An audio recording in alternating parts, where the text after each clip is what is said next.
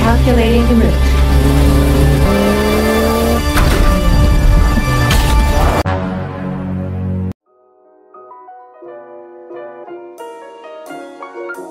Halo Urbaners, dimanapun kalian berada, bagaimana kabarnya? Kembali lagi dengan saya Y7 Movie. Kali ini saya akan merangkum sebuah film yang sangat-sangat menegangkan, di mana kemajuan teknologi yang dapat mempermudah kebutuhan malah jadi petaka bagi kita sendiri. Penasaran? Langsung saja dan inilah dia.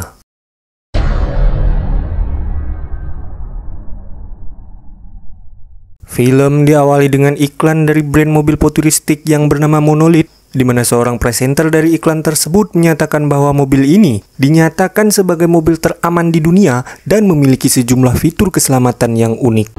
Our brand new exclusive Vault Mode 18 nanotech body armor. Ultra thin Monolith, we introduced a whole new way of thinking. A car. All these features make Monolith, quite simply, the safest car. Di mana sang presenter tersebut mengklaim bahwa mobil tersebut sangat modern dan memiliki beberapa fitur seperti kaca yang tidak dapat dipecahkan, ban yang super kuat, bodi yang kokoh, dan masih banyak lagi untuk menjaga pengendaranya tetap aman dari segala kemungkinan seperti pencurian dan kerusakan lainnya. Dibantu oleh aplikasi smartphone yang terhubung dengan teknologi AI guna untuk mengontrol semua fitur saat berada di dalam mobil. Kemudian kita diperlihatkan salah satu dari mobil AI tersebut dan kisah akan berfokus pada seorang ibu yang bernama Sandra. Terlihat kalau dia sedang mengendarai mobil AI miliknya bersama dengan anak balitanya yang bernama David. Good evening. My name is Lilith. What would you like me to call you? It's David. Hello, David. Sandra. Okay, let's find some music. Di dalam mobil, Sandra pun menelpon suaminya menggunakan fitur yang ada pada mobil tersebut. Terlihat kalau sang suami ternyata adalah seorang pilot yang membuat dirinya sering kali bertugas di udara dan hanya sesekali untuk pulang ke rumah. Dia pun menjelaskan kalau dia sekarang sedang menunggu jadwal penerbangan sehingga dia pun beristirahat sejenak di hotel yang terdapat di dekat bandara tersebut. Look, I'm really sorry, baby. I gotta go. I love you. You know that, right? Saat di perjalanan, Sandra pun berhenti di sebuah pom bensin di pinggir jalan, bukan untuk mengisi bensin pertalit, melainkan ingin kencing. Dan secara kebetulan, kalau pom bensin tersebut memiliki supermarket, sontak dirinya pun mampir sebentar untuk sekedar membeli makanan. Yes, she does. Okay, sweetie. This is the... What do you say? It's my mom. What? It's my mom. Hi. Hey, how you doing? Good. Just these. And... Dari supermarket itu, Sandra melihat seseorang yang mencoba masuk ke dalam mobilnya. Alih-alih khawatir dengan si penjahat, dirinya justru terlihat tenang dan malah mengeluarkan smartphone-nya untuk mengunci kendaraan tersebut. Namun saat Sandra sibuk dengan situasi tersebut, dia bahkan tidak menyadari bahwa David telah terpisah darinya. Sontak dia pun berteriak dan mencarinya di sekitar supermarket itu. David! David! David! Have you seen my son? No, I haven't. David? Are you in here? Ternyata si David ini sedang bersama 3 orang wanita asing, sehingga Sandra pun dengan cepat memasukkan David ke dalam mobilnya dan mengaktifkan fitur mode Vault.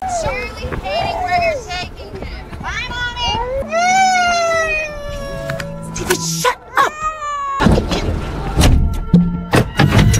All secure. Setelah keluar dari pom bensin tersebut, dirinya masih harus menempuh jarak yang sangat jauh untuk dikendarai, sampai-sampai membuat ia merasa bosan dan memutuskan untuk menelpon teman masa kecilnya. Saat tengah mengobrol, temannya pun memberitahu kalau dia sedang berada di dekat bandara dan menginap di sebuah hotel. Mendengar hal tersebut, Sandra pun langsung berpikir yang aneh-aneh tentang suaminya. Ya, bisa dikatakan kalau si Sandra ini terlalu overthinking dengan suaminya, sehingga membuat dirinya menjadi sangat frustasi sampai-sampai dirinya membatalkan untuk mengunjungi rumah ibu mertuanya. I mean, someone had to replace you, and it's better me than some random. Is it Carl? Look, I have to go. And for the record, I'm not the one screwing your husband.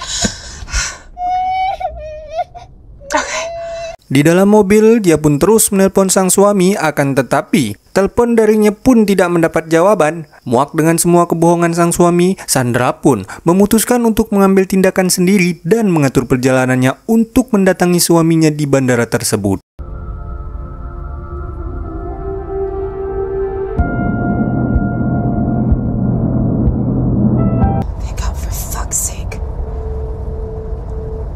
Dalam perjalanannya, sebuah papan petunjuk pun menunjukkan bahwa jarak ke Los Angeles sekitar 320 km dan tak lama sistem AI pun menyebutkan bahwa sedang terjadi kecelakaan serius di jalan raya utama. Tentu hal ini akan memperlambat mereka dan dengan tekad yang kuat, Sandra pun mengambil jalan pintas yang akan mempercepat dirinya sampai ke tujuan.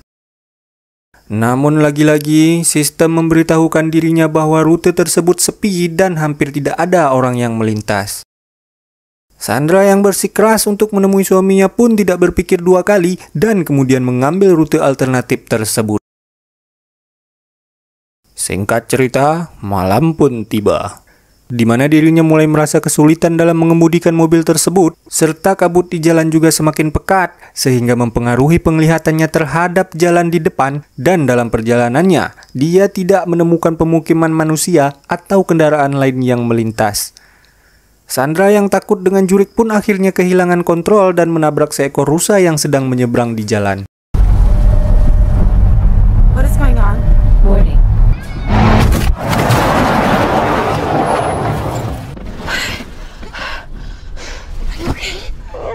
Karena tabrakan tersebut, David pun mulai menangis dan seperti biasa, Sandra menyerahkan smartphone miliknya untuk menenangkan sang anak. Kemudian dia pun segera keluar untuk memeriksa binatang itu, akan tetapi tampaknya rusa tersebut sudah hampir mati karena terjebak di bagian bawah bemper mobilnya. Karena hal tersebut, Sandra pun tidak dapat menggerakkan mobilnya hingga dia mencoba mencari cara agar bisa memindahkan rusa tersebut. David yang sedang bermain dengan ponsel di mobil pun secara tidak sengaja membuka aplikasi pintar AI dan menggerakkan jarinya di sekitar aplikasi yang terbuka, dan tanpa sepengetahuan Sandra, David mengaktifkan fitur vault di mobil tersebut, di mana hal itu mengunci semua pintu mobil guna melindungi penumpang di dalam dari segala macam gangguan dan bahaya.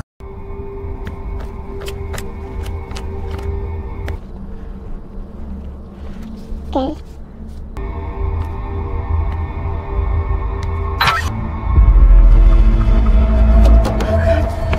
Sandra yang menyadari gawatnya situasi tersebut pun mencoba yang terbaik untuk membuka pintu mobil, akan tetapi semuanya sudah terlambat dan dirinya pun terkunci di luar mobil. Dia mencoba mengajari putranya yang berusia 2 tahun untuk mematikan mode vault tersebut, akan tetapi David yang masih kecil pun tidak mengerti apa yang dikatakan oleh sang ibu, justru dia malah terus bermain dengan smartphone-nya.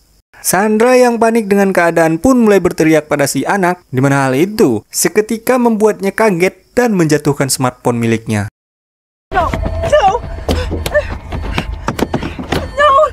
Then put your finger on the phone and do this. Even do this with your finger now! Di sini Sandra mengetahui bahwa fitur mobil monolight bukan hanya sekedar iklan, akan tetapi juga berfungsi dalam kenyataan. Bahkan ketika Sandra mencoba memecahkan kaca dengan batu, tidak ada satu goresan pun yang terlihat di kaca jendela. Melihat semua usahanya sia-sia, Sandra pun memutuskan untuk mencari pilihan lain di mana dirinya mulai berjalan kembali untuk mencari bantuan. I'll be back so soon. I'm gonna get you out of there, this whole thing.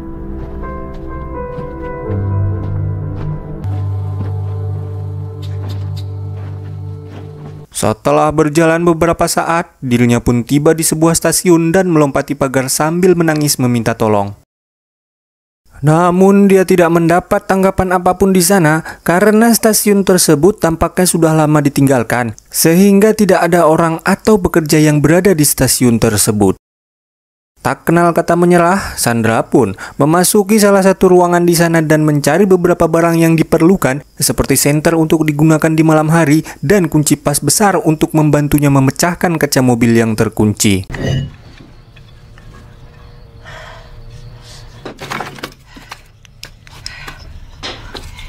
Kemudian Sandra pun kembali ke mobil. Terlihat kalau seekor anjing hutan hendak menyerang dirinya hingga mengharuskannya untuk naik ke atap mobil. Meskipun dia telah berusaha sekuat tenaga untuk menakut-nakuti, hewan tersebut tetap tidak terpengaruh hingga dalam upaya terakhir, Sandra mulai menggedor-gedor mobilnya dengan kunci pas miliknya dan alarm mobil pun mulai berbunyi yang membuat si anjing liar tersebut pergi.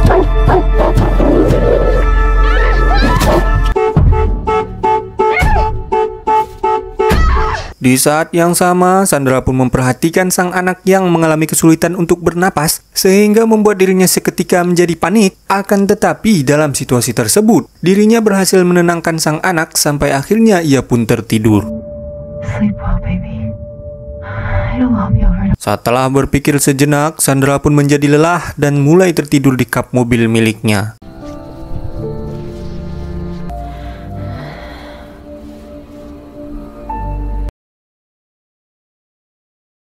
Keesokan harinya, saat dirinya mulai terbangun, terlihat kalau sinar matahari sudah mulai cerah. Dia pun segera bergegas memeriksa kondisi sang anak di dalam mobil yang terlihat sudah lemah dikarenakan perutnya lapar dan dehidrasi tinggi. Di satu sisi, mobil tersebut menampilkan suhu sekitar yang tampaknya meningkat secara perlahan, di mana kondisi tersebut merupakan kutukan bagi Sandra karena tempat tersebut benar-benar terisolasi tanpa ada manusia di sekitar.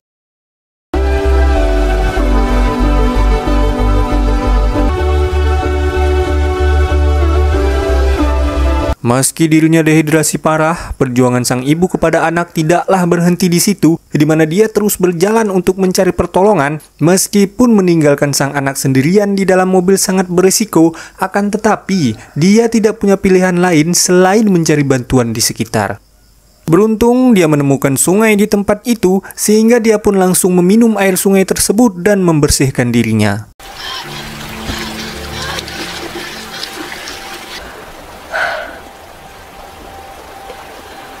Setelah beristirahat sejenak, dia pun melanjutkan perjalanannya dan hanya menemui bukit-bukit curam di sepanjang jalan tersebut. Pada akhirnya dirinya menemukan sebuah lapangan terbang tua di mana Sandra menemukan beberapa barang di sana.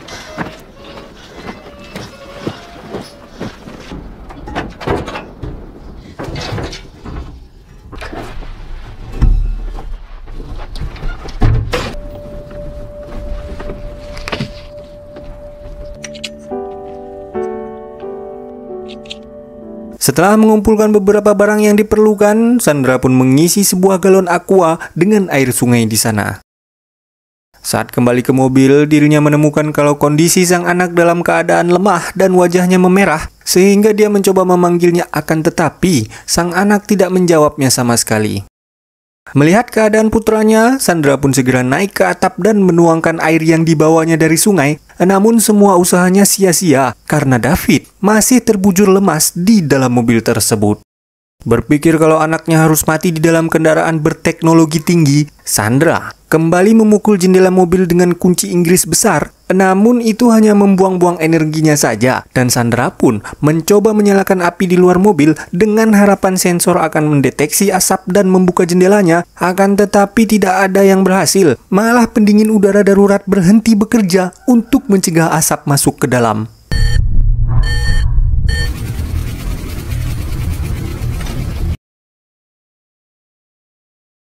Sandra yang lelah pun jatuh ke tanah dan mendapat penglihatan tentang dia dan suaminya. Terlihat kalau mereka sedang mengunjungi lokasi kecelakaan tersebut setelah setahun kemudian. Di sana dia menyadari kesalahannya dan masih menyalahkan sang suami atas kematian David. You know where it happened. And you know when. It's all your fault! I was going crazy that day. Setelah beberapa waktu, dia pun akhirnya terbangun dari mimpinya itu dan kini dia harus mendapatkan situasi yang lebih buruk di mana si anjing liar malah muncul sehingga dirinya memutuskan untuk bersembunyi dari si anjing tersebut dan mencoba memanjat ke atap mobil.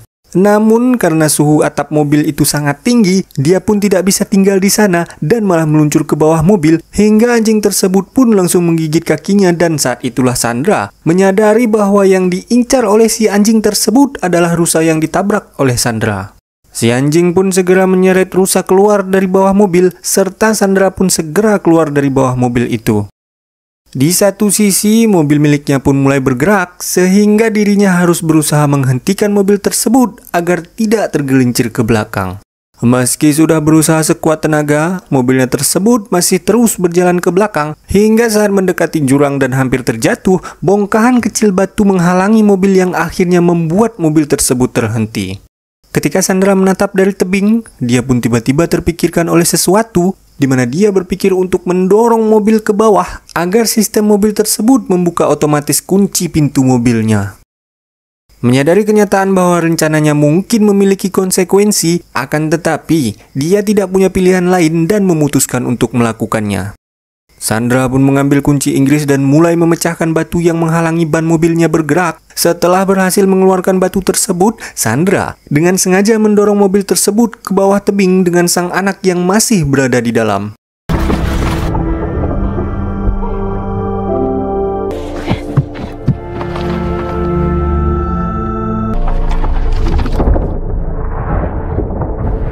Saat mobil terlempar ke udara, sistem AI di mobilnya pun mulai berfungsi dan segera menyadari bahwa mobil itu akan terjatuh dari ketinggian, sehingga fitur pintar mobil pun mulai bekerja dan menggeser keseimbangan tekanan gravitasi untuk jatuh tegak tanpa membahayakan David di dalam. Karena sejatinya mobil itu dirancang untuk menonaktifkan mode vault pada saat terjadi kecelakaan agar tim penyelamat bisa masuk melalui pintu mobil tersebut. Setelah mobil menghantam tanah, Sandra pun dengan cepat turun dari tebing. Dan yang mengejutkan adalah, meskipun terjatuh parah, mobil canggih itu tampak seolah-olah seperti seseorang yang baru saja meletakkannya di sana, serta pintu yang awalnya terkunci akhirnya bisa terbuka. Sandra dengan cepat membawa David keluar dari mobil tersebut dan membuka pakaiannya untuk membantunya menenangkan diri.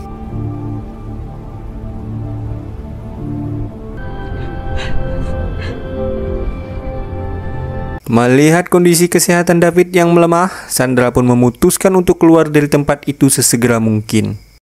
Dengan bantuan AI, Sandra pun mengatur mobilnya ke mode off-road dan mulai memanjat tebing di depannya. All-terrain mode on.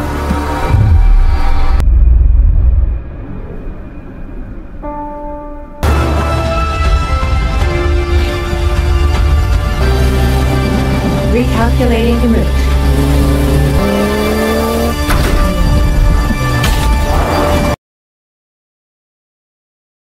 Pada akhirnya, Sandra dan David pun akhirnya tiba di rumah sakit, dan saat membuka mata, sang anak pun memanggil dirinya dan film pun berakhir. Mommy. Ending yang sangat meng-AI-kan.